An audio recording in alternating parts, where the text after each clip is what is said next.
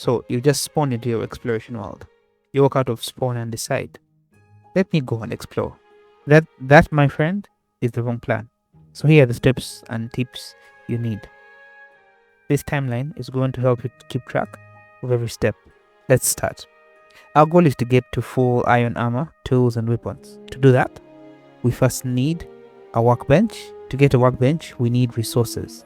To get those resources, we need stone tools. For that, we need the following: sticks and plant fiber. You get these by breaking bushes. We need rubble.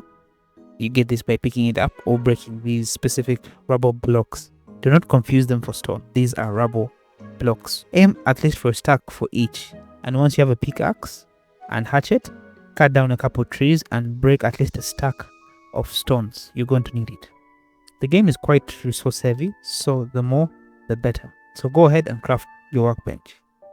In the workbench, you'll quickly see that we need to craft 3 more benches to get to the next tier. These are blacksmith's anvil for the weapons, the armorer's workbench for the armor, and the leather turner for making leather, which is a major ingredient in armor and weapons from this point onwards. All of these are going to require copper and light hide, so that means it's time to go mining. Before that, you'll need to craft a stone blade and a spare pickaxe and a crude bow with at least 2 stacks of arrows, plus a stack of torches after collecting tree sap from the trees you've been cutting down. The underground will be a great challenge, so find a cave that is close to spawn, place a torch outside and head in.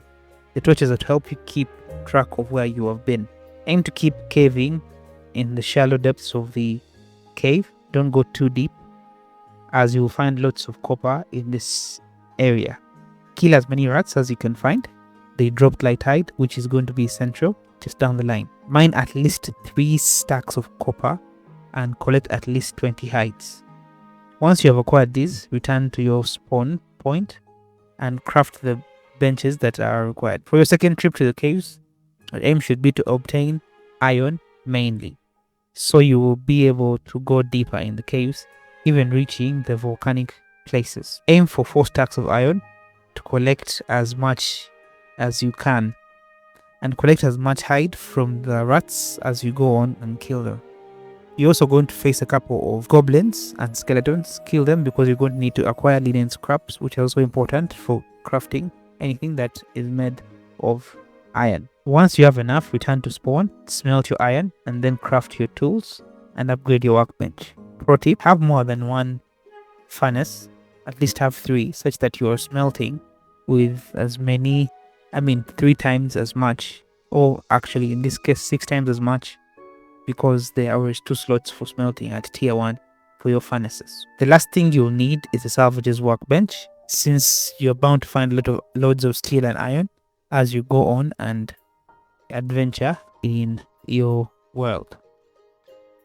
So now you can go ahead to the temple and start your adventure.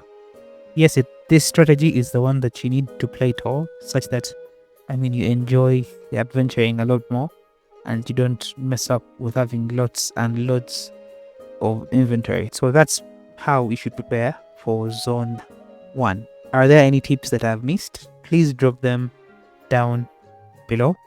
And if you have not yet purchased HYTALE and you are going to, use code KingPassion. I do appreciate it because it helps support the channel.